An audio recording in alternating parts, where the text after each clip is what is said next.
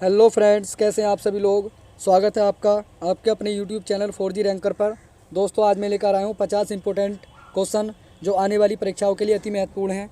तो वीडियो शुरू से लेकर आखिर तक देखिए और यदि वीडियो आपको पसंद आए तो वीडियो को लाइक करिए और यदि आपने अभी तक मेरा चैनल सब्सक्राइब नहीं किया है तो प्लीज़ मेरे चैनल को सब्सक्राइब करिए। तो चलिए शुरू करते हैं। आज का पहला क्वेश्चन कह रहे हैं, अप्रैल 2021 में भारत ने गगनयान मिशन पर सहयोग के लिए किस देश के साथ समझौता ज्ञापन पर हस्ताक्षर किए हैं। तो ये जो हस्ताक्षर किए हैं भारत ने, ये किए फ्रांस के साथ। इसका राइट आंसर हो जाएगा चौथा। और देखिए, जो हस्ताक्षर कराए हैं ये कराए हैं इसरो ने। और बात करें इसरो की स्थापना की, तो इसरो की स्थापना हुई थी 15 अगस्त 1959 में। इसका हेडक्वार्टर है बंगलुरु और देखिए इसके अध्यक्ष जो हैं वो हैं एस सोमनाथ। तो इसका राइट आंसर हो जाएगा चौथा। अगला क्वेश्चन आता है, केंद्र सरकार ने भारत में सरस्वती नदी के अध्ययन के लिए एक सलाहकार समिति का पुनर्गठन किया है। निम्नलिखित में से कौन समिति का प्रमुख होगा। तो इस समिति के प्रमुख होंगे प्रहलाद सिंह पटेल। इसका राइट आंसर हो जाएगा चौथा। अगला क्वेश्चन आता है, देखिए हर साल विश्व प्रेस स्वतंत्रता दिवस कब मनाया जाता है। तो ये मनाया जाता है 3 मई को। इसका राइट आंसर हो जाएगा तीसरा। अगला क्वेश्चन है, कोंकण नौसैनिक अभ्यास किन 2 देशों के बीच आयोजित किया जाता है। तो कोंकण जो अभ्यास है ये किया जाता है भारत और यूनाइटेड किंगडम के बीच में। बात करें भारत और बांग्लादेश के बीच, तो भारत और बांग्लादेश के बीच होता है संप्रीति। और यदि भारत और श्रीलंका की बात करें तो भारत और श्रीलंका के बीच होता है मित्र शक्ति। और भारत और चीन के बीच होता है हैंड इन हैंड।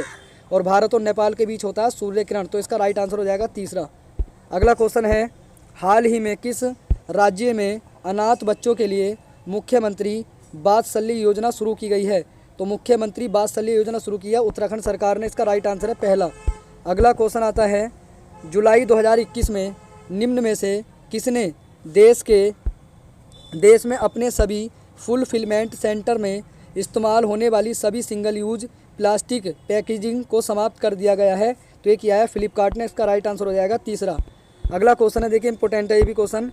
कह रहे हैं, वास्तुकला के लिए 2021 का प्रित्जर पुरस्कार किसने जीता।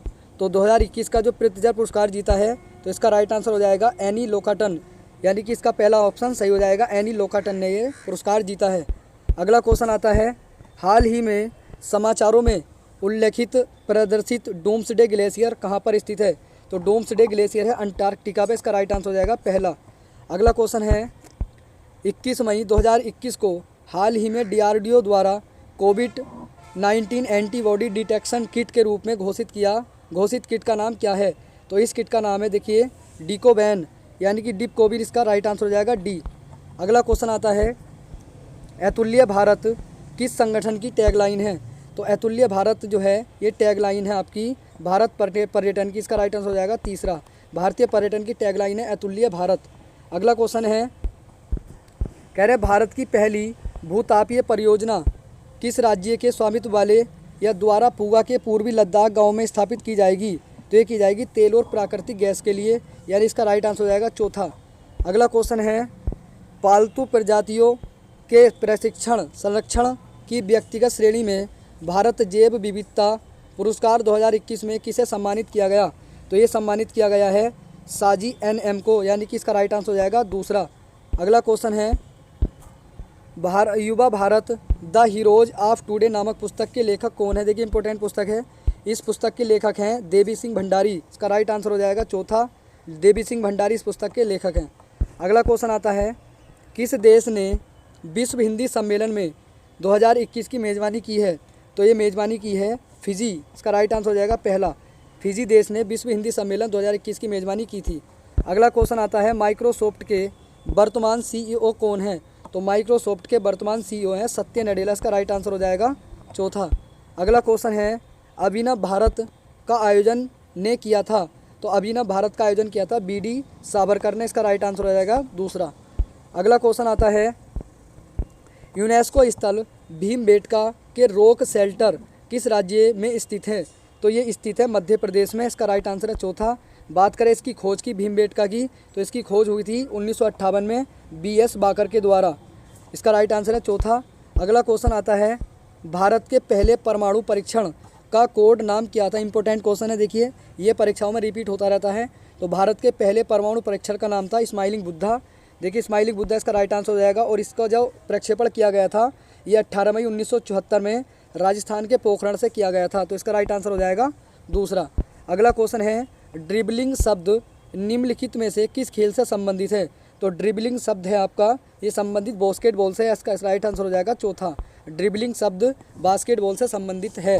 अगला क्वेश्चन है, बायड रैंकिंग ने संन्यास की घोषणा कर दी है। वे निम्नलिखित में से किस खेल से संबंधित हैं? तो यह है क्रिकेट से। इसका राइट आंसर है बी। अगला क्वेश्चन आता है, कोणार्क सूर्य मंदिर कहाँ स्थित है? इंपॉर्टेंट क्वेश्चन है देखिए ये भी। तो कोणार्क का जो सूर्य मंदिर है यह आपका देखिए उड़ीसा के पुरी में। इसका राइट आंसर है बी।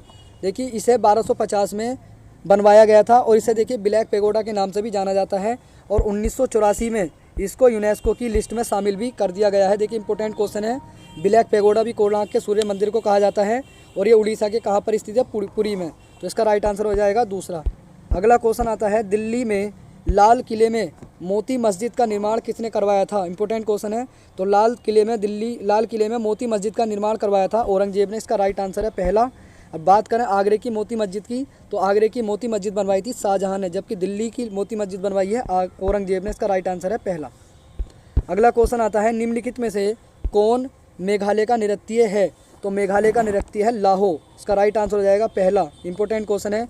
देखिए अगर बात करें चेरब की, तो चेरब आता है मिजोरम का और उसके बाद में दलखई, और दलखई आता है उड़ीसा का, जबकि मेघालय का लोक नृत्य कौन सा है? यह है लाहो। इंपॉर्टेंट है। देखिए चेरब मिजोरम का है और दलखई आपका उड़ीसा का है और रण उत्सव आता है देखिए गुजरात का।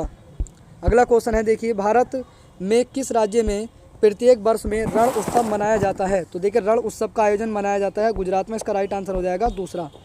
अगला क्वेश्चन है, तैत्तिरीय उपनिषद किस वेद से संबंधित है? तो तैत्तिरीय उपनिषद है यजुर्वेद से। इसका राइट आंसर है तीसरा। जबकि बात करें सामवेद की, तो सामवेद से संबंधित है छंदोग में और ऋग्वेद से संबंधित है ऐत्रेय ब्राह्मण। तो इसका राइट आंसर हो जाएगा तीसरा। अगला क्वेश्चन आता है, अशोक के शिलालेख किस लिपि में लिखे गए हैं? तो अशोक के शिलालेख लिखे गए हैं ब्राह्मी लिपि में। इसका राइट आंसर है चौथा। अगला क्वेश्चन है इंपॉर्टेंट है, देखिए जैन धर्म का सबसे मौलिक सिद्धांत क्या माना जाता है? तो जैन धर्म का सबसे मौलिक सिद्धांत माना जाता है अहिंसा। इसका राइट आंसर हो जाएगा दूसरा। अगला क्वेश्चन आता है, निम्नलिखित में से किस शुंग शासक ने निम्नलिखित में से किस शुंग शासक ने सांची के स्तूप को नष्ट किया था? तो सांची के स्तूप को नष्ट किया था पुष्यमित्र शुंग ने। इसका राइट आंसर है पहला। ये कारनामा किया था पुष्यमित्र शुंग ने। अगला क्वेश्चन है, निम्नलिखित में से कौन कालिदास की कृति नहीं है? तो कालिदास की कृति कौन सी नहीं है? तो यह है, इसका राइट आंसर है कामसूत्र। कामसूत्र है आपकी वात्स्यायन की। तो इसका राइट आंसर हो जाएगा चौथा। अगला क्वेश्चन आता है, सुभाष चंद्र बोस में कांग्रेस पार्टी के अध्यक्ष बने थे। तो सुभाष चंद्र बोस कांग्रेस पार्टी के अध्यक्ष बनाए गए थे 1938 में। इसका राइट आंसर हो जाएगा दूसरा। अगला क्वेश्चन है, खाड़ी धारा एक महासागरीय धारा निम्नलिखित महासागरों में से किस में होती है?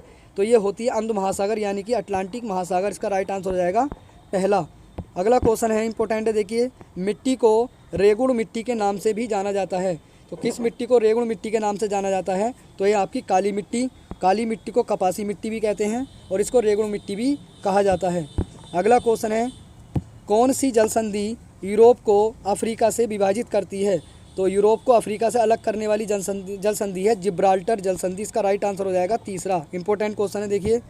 अगला क्वेश्चन आता है, बाकर कप किस खेल से संबंधित है? तो बाकर कप है गोल्फ से संबंधित। इसका राइट आंसर हो जाएगा चौथा। इंपॉर्टेंट क्वेश्चन है ये भी, देखिए खेल से संबंधित कप भी पूछे जाते हैं एग्जाम में। अगला क्वेश्चन है, कौन सा प्रतीक बुद्ध के जन्म को दर्शाता है?